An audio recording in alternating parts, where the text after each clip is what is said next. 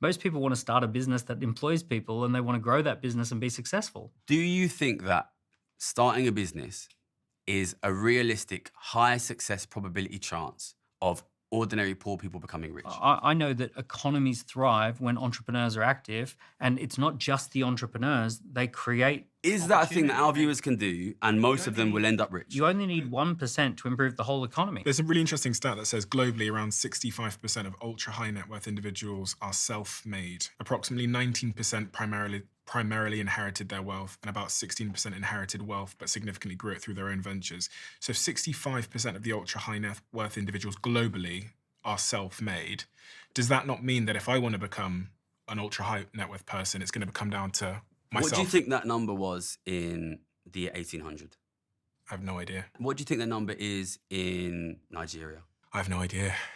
Listen, we are just come off the back of the golden age of capitalism. You know, I grew up in Ilford. It's in East London. It's a very immigrant area. Most of my friends I grew up with come from Pakistani, Indian immigrant backgrounds.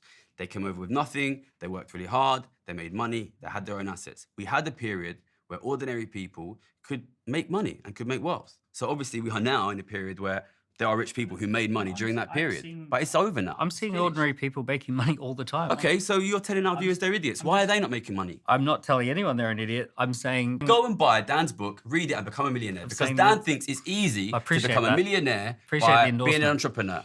But I suspect, having not been an entrepreneur, that most of the people who've read your book are not millionaires. everything you've touched has turned to gold.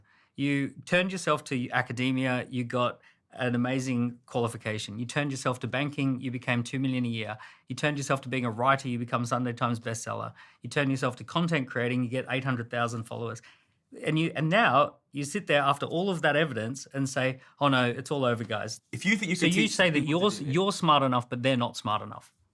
Listen, I won every math competition I was ever in. It's a weird talent I've had. You know, I accept that. You know, I'm not going to try and lie about that. Everyone has talent. Everyone's got talent. Yeah, and so does my sister, and I see how hard she works. But the truth is, our society does not give money to people with talent. It gives money to people. Listen, I've been there. I've been at LSE, I've been at Oxford, I've been in the city, I've been in media, I've been in politics. All of the top jobs are going to people who have rich dads.